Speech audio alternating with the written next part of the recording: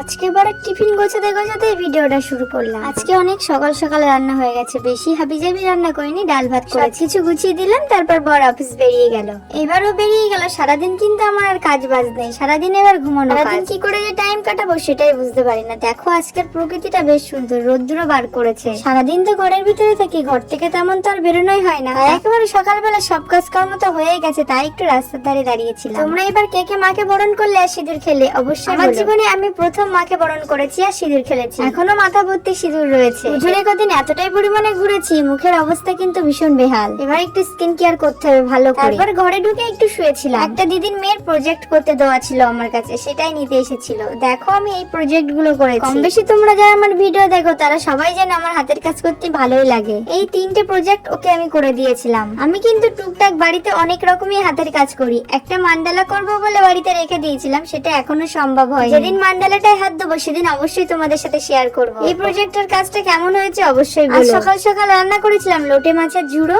আর ভেন্ডি ভাজা করেছিলাম, আর তার সাথে ডাল করেছিলাম। একদম সিম্পল রান্না। আজ ভিডিওটা এখানেই এন্ড করছি, দেখা হবে নেক্সট ব্লগে। সো আজকের মতন বাই।